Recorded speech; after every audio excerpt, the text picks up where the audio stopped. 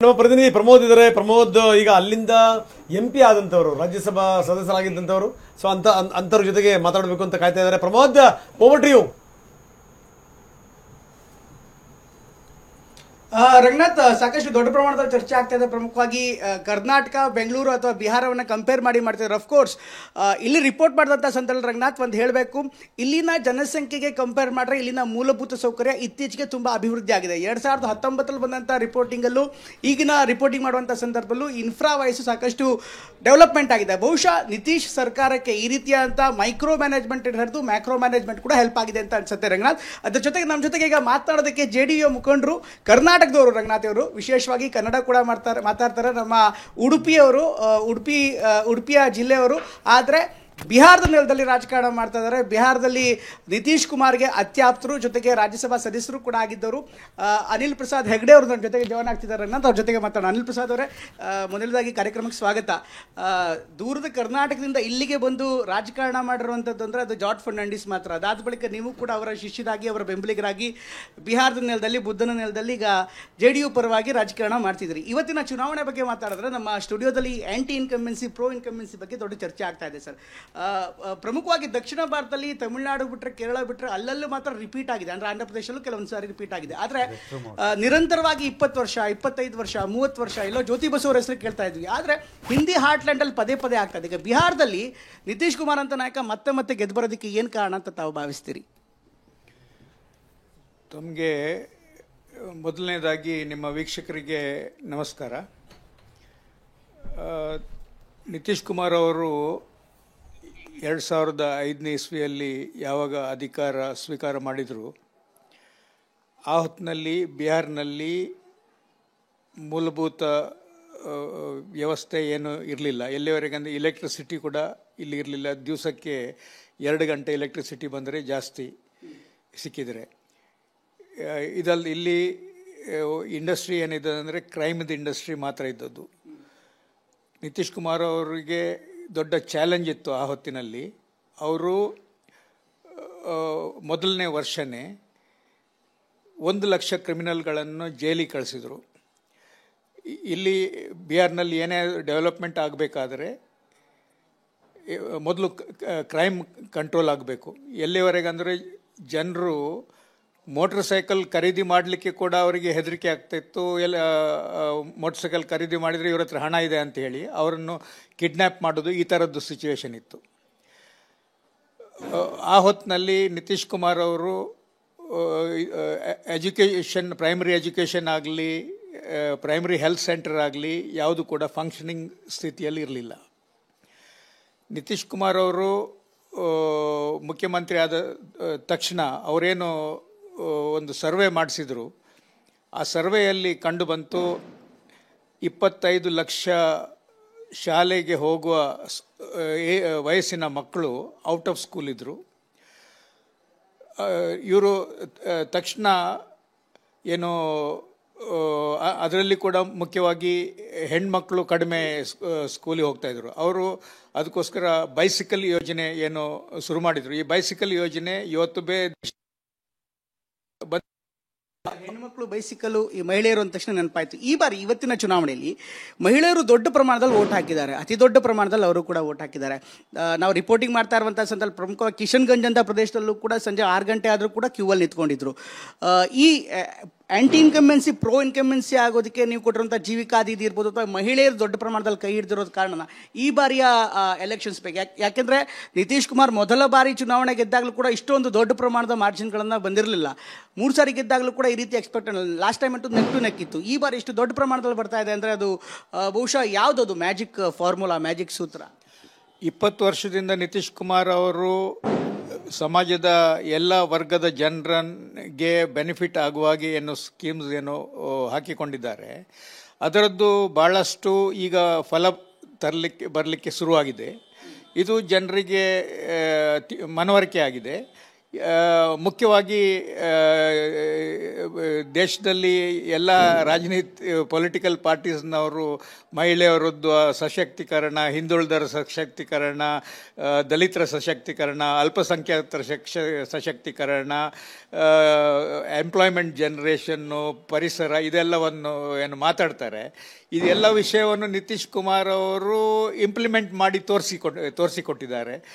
ಮಹಿಳೆಯರ ಸಶಕ್ತೀಕರಣ ಇಡೀ ದೇಶದಲ್ಲಿ ನಿತೀಶ್ ಕುಮಾರ್ ಪ್ರಥಮ ಮುಖ್ಯಮಂತ್ರಿ ಯಾರು ಮಹಿಳೆಯರಿಗೆ ಬೇಡಿಕೆ ಇಲ್ಲದೇ ಇದ್ರೂ ಕೂಡ 50% ರಿಸರ್ವೇಷನ್ ಮಹಿಳೆಯರಿಗೆ ಫಸ್ಟ್ ಟೈಮ್ ಕೊಡಿಸಿರೋದು ಪಂಚಾಯತ್ ರಾಜ್ನಲ್ಲಿ ಮತ್ತು ಅರ್ಬನ್ ಇದರಲ್ಲಿ.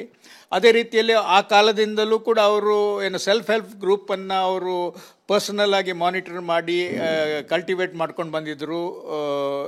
ಮಹಿಳೆಯರದ್ದು 10 ಲಕ್ಷ ಗ್ರೂಪ್ಸ್ ಏನು ಇಲ್ಲಿ ಮಾಡಿದ್ದಾರೆ. 1 ಕೋಟಿ ಜನರು ಮಹಿಳೆಯರು ಇದರಲ್ಲಿ ಏನು ಇದ್ದಾರೆ. ಸೊ ಈ ಎಲ್ಲ ಜನರು ನಿತೀಶ್ ಕುಮಾರ್ ಅವರಿಗೆ ಇದು ಅವರಿಗೆ ಬೆನಿಫಿಟ್ ಆಗಲಿಕ್ಕೆ ಶುರುವಾಗಿದೆ. ಆ ಕಾರಣಕ್ಕೋಸ್ಕರ ನಿತೀಶ್ ಕುಮಾರ್ ಅವರಿಗೆ ಅವರು ಸಪೋರ್ಟ್ ಮಾಡ್ತಾ ಇದ್ದಾರೆ. ಇದ್ರ ಜೊತೆಗೆ ಈ ಮುಸ್ಲಿಂ ಫ್ಯಾಕ್ಟರ್ ಬಗ್ಗೆ ಕೂಡ ಸಾಕಷ್ಟು ಚರ್ಚೆ ಆಗಿತ್ತು. ಆ ಕಡೆ ಯಾದವರು, ಈ ಕಡೆ ಮುಸ್ಲಿಮರು ಇಬ್ಬರು ಕೂಡ 90% ಸ್ಟ್ರೈಕ್ ರೇಟಲ್ಲಿ 90% ಒಂದು ಫ್ರೀಕ್ವೆನ್ಸಿಲಿ ವೋಟ್ ಹಾಕ್ತಾರೆ ಮಹಾಗಠಬಂಧನ್ಗೆ ಅಂತ. ಬಟ್ ಈಗ ಬರ್ತಾ ಇರುವಂಥ ಮಾಹಿತಿ ವಿಶ್ಲೇಷಣೆ ನೋಡ್ತಾ ಇದ್ರೆ ಕಿಶನ್ಗಂಜ್ ಇರ್ಬೋದು ಅಥವಾ ಬೇರೆ ಬೇರೆ ಮುಸ್ಲಿಂ ಡಾಮಿನೇಟೆಡ್ ಏರಿಯಾದಲ್ಲೂ ಕೂಡ ಮುಸ್ಲಿಂ ಮಹಿಳೆಯರು ಅಥವಾ ಮುಸ್ಲಿಮರು ಕೂಡ JDUಗೆ ವೋಟ್ ಹಾಕಿದ್ದಾರೆ, NDAಗೆ ವೋಟ್ ಹಾಕಿದ್ದಾರೆ ಅಂತ ಮಾಹಿತಿ ಲಭ್ಯವಾಗ್ತಾ ಇದೆ. Is it true? ಅದನ್ನ ಯಾವ ಕಾರಣಕ್ಕೋಸ್ಕರ ಮುಸ್ಲಿಮರು ತಮ್ಮನ್ನ ಕೈ ಹಿಡಿದಾರೆ ಅನ್ಸುತ್ತೆ? ಅಲ್ಪಸಂಖ್ಯಾತರಿಗೆ ಎಲ್ಲ ನಮ್ಮ ವಿರೋಧಿ ಪಾರ್ಟಿಗಳು ಅವರನ್ನು ಹೆದರಿಸಿ ಅವರನ್ನು ವೋಟ್ ಬ್ಯಾಂಕ್ ಆಗಿ ಇಟ್ಕೊಂಡಿದ್ರು.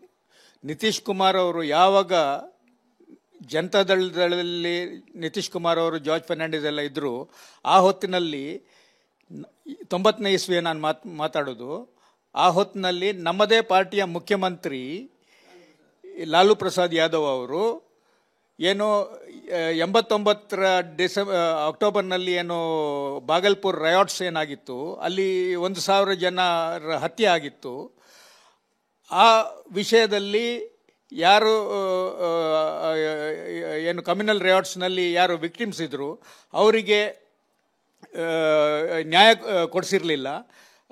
ಯಾರು ಪರ್ಪೆಟ್ರೇಟರ್ಸ್ ಆಫ್ ವೈಲೆನ್ಸ್ ಯಾರಿದ್ದರು ಅವರನ್ನು ಜೈಲಿಗೆ ಕಳಿಸ್ಲಿಲ್ಲ, ಸಜೆ ಕೊಡಲಿಲ್ಲ.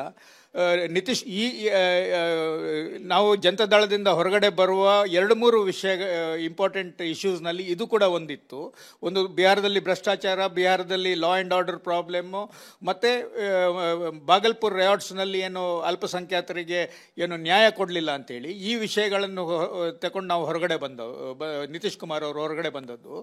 ಅವರು ಬಂದು 15 ವರ್ಷಗಳ ಕಾಲ ಕೂಡ ಬಾಗಲ್ಪುರ್ನ ರಯಾಟ್ಸ್ನ ವಿಕ್ಟಿಮ್ಸ್ಗೆ ನ್ಯಾಯ ಸಿಕ್ಕಿರಲಿಲ್ಲ. ನಿತೀಶ್ ಕುಮಾರ್ ಅವರು 2005ರಲ್ಲಿ ಮುಖ್ಯಮಂತ್ರಿ ಆದ ನಂತರ ಅವರಿಗೆ ನ್ಯಾಯ ಕೊಟ್ಟಿದ್ದು. ಒಂದು, ಯಾರು ಇದನ್ನು ವೈಲೆನ್ಸ್ಗೆ ಕಾರಣ ಯಾರಿದ್ರು ಅವರನ್ನು ಜೈಲಿಗೆ ಕಳಿಸಿದ್ರು. ಇನ್ನೊಂದು ವಿಷಯ, ಇಲ್ಲಿ ಆಗಾಗ ಆ ಕಾಲದಲ್ಲಿ ಏನು ಕಮ್ಯುನಲ್ ರಯಾಟ್ಸ್ ಏನಾಗಿತ್ತು ಅದಕ್ಕೆ ಒಂದು ಕಾರಣ ಮುಸ್ಲಿಮರ ಏನು ಸ್ಮಶಾನ ಭೂಮಿ ಏನಿದೆ ಆ ಭೂಮಿಯಲ್ಲಿ ವಿವಾದ ಇರ್ತಿತ್ತು.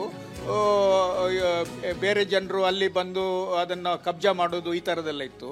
ನಿತೀಶ್ ಕುಮಾರ್ ಅವರು ಎಲ್ಲಕ್ಕಿಂತ ಮೊದಲು ಅದನ್ನು ಸ್ಮಶಾನಕ್ಕೆ ಕಾಂಪೌಂಡ್ ವಾಲ್ ಹಾಕಿ ಅದನ್ನು ಏರಿಯಾವನ್ನು ಸೆಕ್ಯೂರ್ ಮಾಡೋದು, ಇದನ್ನು ಹೆಚ್ಚು ಕಡಿಮೆ 9,500 ಸ್ಮಶಾನ ಮುಸ್ಲಿಮರ ಸ್ಮಶಾನ ಭೂಮಿಗೆ ಅವರು ಕಾಂಪೌಂಡ್ ವಾಲ್ ಹಾಕಿಸಿ ಅದನ್ನು ಸೆಕ್ಯೂರ್ ಮಾಡಿಸಿಕೊಟ್ರು. ಆ ಕಾರಣಕ್ಕೋಸ್ಕರ ಕೂಡ ಇಲ್ಲಿ ಕಮ್ಯುನಲ್ ರೈಟ್ಸ್ ಇರಲಿಲ್ಲ. ಅವ್ರಿಗೆ ಪಬ್ಲಿಕ್ ಆಗಿ ಹೇಳ್ತಾ ಇದ್ರು ಆ ಕಾಲದಿಂದ ಕೂಡ, ಎಲ್ಲಿ ಕೂಡ ಈ ಥರದ್ದು ಏನಾದರೂ ಕಮ್ಯುನಲ್ ರೈಟ್ಸ್ ಏನು ಸ್ಪಾರ್ಕ್ ಆದರೆ ಹತ್ತಿರದ ಪೊಲೀಸ್ ಸ್ಟೇಷನ್ನಿಂದ ಅಲ್ಲಿಗೆ ಯಾವ ಜಾಗದಲ್ಲಿ ರೇವಾಟ್ಸ್ ಆಗ್ತಾಯಿದೆ ಅಲ್ಲಿಗೆ ಹೋಗಲಿಕ್ಕೆ ಎಷ್ಟು ಸಮಯ ಬೇಕು ಅಷ್ಟು ಸಮಯ ಮಾತ್ರ ಅಲ್ಲಿ ಕಮ್ಯುನಲ್ ರೈಟ್ಸ್ ಇದೆ, ಅದರ ಮುಂದೆ ಅಲ್ಲಿ ಕಮ್ಯುನಲ್ ರೈಟ್ಸ್ ಆಗೋದಿಲ್ಲ ಅಂತೇಳಿ ಈ ಥರ ಒಂದು ಅಶ್ಯೂರೆನ್ಸ್ ಏನು ಕೊಟ್ಟಿದ್ದರು. ಮತ್ತು ಮುಸ್ಲಿಂ ಸಮಾಜದ ಜನರಿಗೆ ಅವರು ಏನು ಮಾಡಿದ್ದಾರೆ ಅದರ ಬಗ್ಗೆ ಪ್ರತಿ ಮುಸ್ಲಿಂ ಸಮಾಜದ ಜನರು ಬಿಹಾರ್ನಲ್ಲಿ ಅವರಿಗೆ ತಿಳಿದಿದೆ. ಅವರಿಗೆ ಅವರಾಗಿಯೇ ಹೇಳ್ತಾರೆ, ಇಷ್ಟು ಮುಸ್ಲಿಮ್ಸ್ಗೋಸ್ಕರ ಮೈನಾರಿಟಿಗೋಸ್ಕರ ಏನು ನಿತೀಶ್ ಕುಮಾರ್ ಮಾಡಿದ್ದಾರೆ, ದೇಶದ ಯಾವುದೇ ಭಾಗದಲ್ಲಿ ಈ ಥರ ಇಷ್ಟರವರೆಗೆ ಮಾಡಲಿಲ್ಲ ಅಂತೇಳಿ ಆ ಥರ ಹೇಳ್ತಾರೆ. ಒಂದು ಕಡೆಗೆ ಆಂಟಿ ಇನ್ಕಂಬೆನ್ಸಿ ಪ್ರೋ ಇನ್ಕಂಬೆನ್ಸಿ ಬಗ್ಗೆ ಮಾತಾಡ್ತೀವಿ. ಅಟ್ ದ ಸೇಮ್ ಟೈಮ್ ಇನ್ನು ಚುನಾವಣಾ ಲೆಕ್ಕಾಚಾರ ಮಾಡಿದ್ರೆ, ಚುನಾವಣಾ ರಣನೀತಿಯನ್ನು ನೋಡ್ತಾ ಇದ್ರೆ, ಒಂದು ಕಡೆಗೆ ತುಂಡಾಗಿರುವಂಥ ವಿಪಕ್ಷ ಇರೋ ಹಿನ್ನೆಲೆಯಲ್ಲಿ ಬಿಜೆಪಿಗೆ ಹೆಲ್ಪ್ ಆಯಿತು ಅನ್ನುವಂಥದ್ದು ಒಂದು ಲೆಕ್ಕಾಚಾರ ಇದೆ.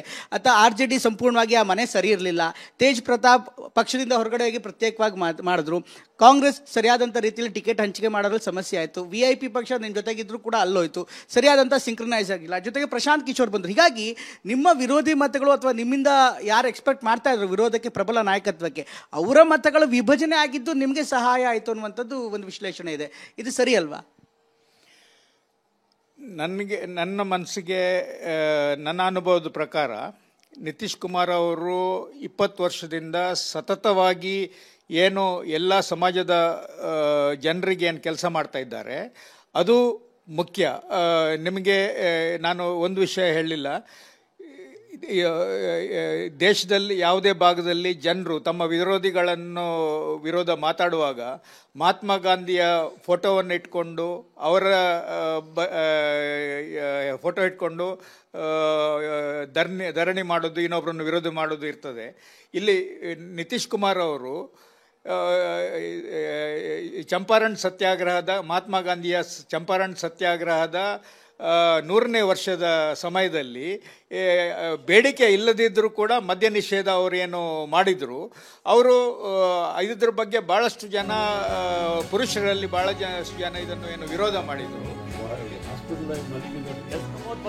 ಮತ್ತಷ್ಟು ಮಾತಾಡುವ ನಿಮ್ಮ ಜೊತೆಗೆ. ನೋಡಿ, ಅತಿ ದೊಡ್ಡ ಪಕ್ಷವಾಗಿ ಹೊರಹೊಮ್ಮಿದೆ ಈಗ ಬಿಜೆಪಿ. 83 ಕ್ಷೇತ್ರಗಳು, JDU 70, RJD 52, LJP 17, ಕಾಂಗ್ರೆಸ್ 12 ಕ್ಷೇತ್ರಗಳಲ್ಲಿ ಮುನ್ನಡೆಯನ್ನು ಪಡ್ಕೊಂಡಿರುವಂತದ್ದನ್ನ ಗಮನಿಸ್ತಾ ಇದೀವಿ. ಬಿಹಾರ ಚುನಾವಣೆಯಲ್ಲಿ NDA ಕಮಾಲ್ ಮಾಡಿದೆ. ಒಂದಷ್ಟು ಟ್ಯಾಲಿ ಇಲ್ಲಿ ಸ್ವಲ್ಪ ಚೇಂಜ್ ಆಗಬೇಕು, ಯಾಕಂದ್ರೆ ಕಾಂಗ್ರೆಸ್ 8 ತೋರಿಸ್ತಾ ಇದೀವಿ, ಬಟ್ ಇಲ್ಲಿ 12ರಲ್ಲೇ ಇರುವಂತದ್ದನ್ನ ಗಮನಿಸಬಹುದು. ನೋಡಿ, NDA 186 ಕ್ಷೇತ್ರಗಳು, MGB 54 ಕ್ಷೇತ್ರಗಳಲ್ಲಿ ಮುನ್ನಡೆಯನ್ನ ಪಡ್ಕೊಂಡಿರುವಂತದ್ದನ್ನ ನೋಡ್ತಾ ಇದೀವಿ.